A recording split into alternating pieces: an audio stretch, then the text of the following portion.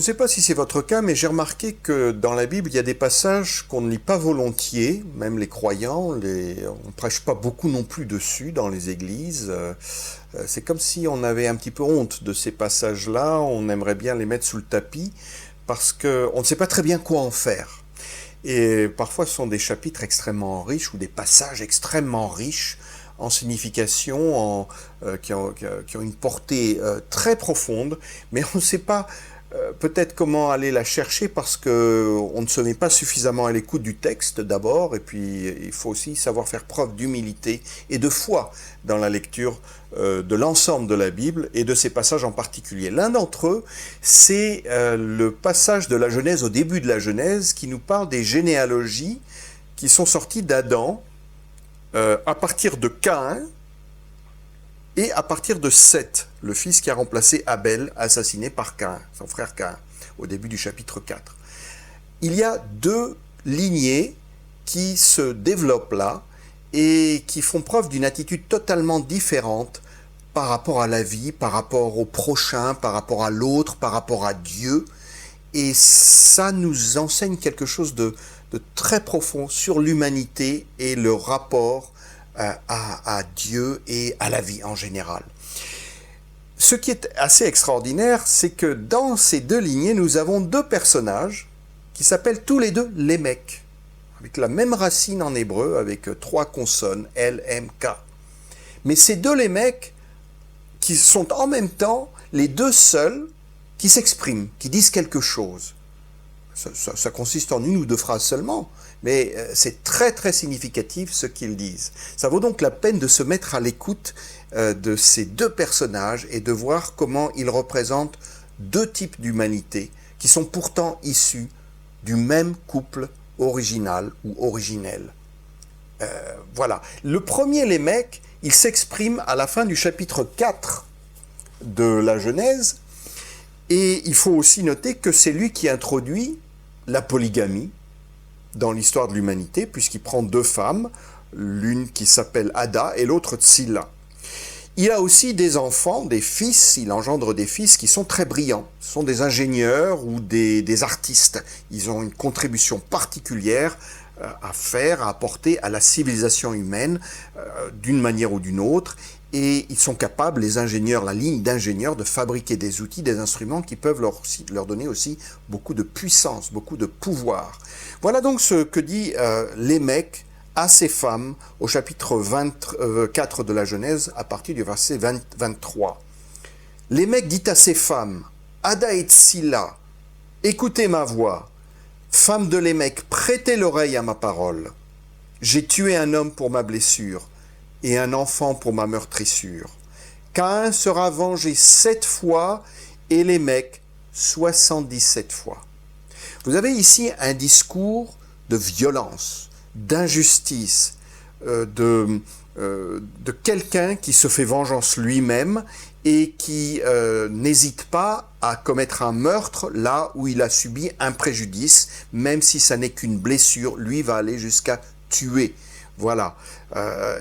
Si Caïn peut être vengé 7 fois, si on porte la main sur lui, lui-même, son descendant, ne sera pas satisfait d'une vengeance 7 fois. Il lui faudra une vengeance commise 77 fois.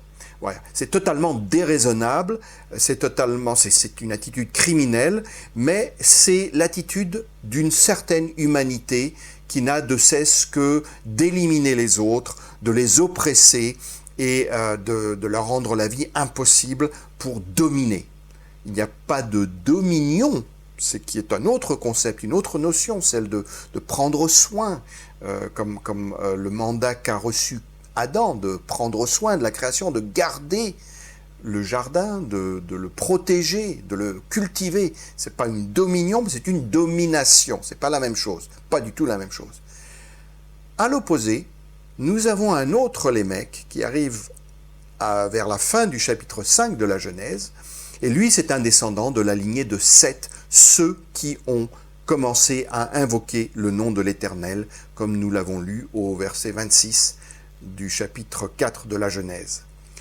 Lémec, lui, au moment où il engendre un fils qui s'appelle Noé, ou qu'il va appeler Noé, Il dit ceci: celui-ci nous consolera de la peine que nous causent nos durs travaux manuels sur le sol que l'Éternel a maudit.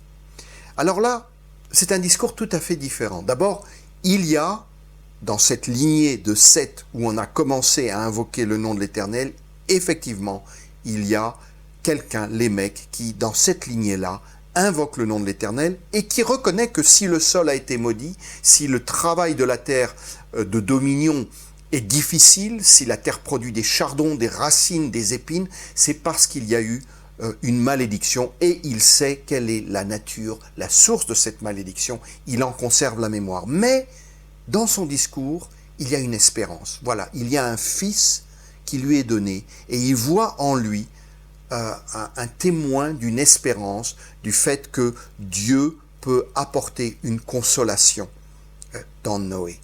Bien sûr, ce Lémec ne sait pas que la consolation que Noé apportera, c'est celle de survivre à la destruction d'une humanité qui aura été totalement contaminée par la lignée de Caïn et par la méchanceté, le péché, la rébellion, la violence, et qui aura donc contaminé tous les humains.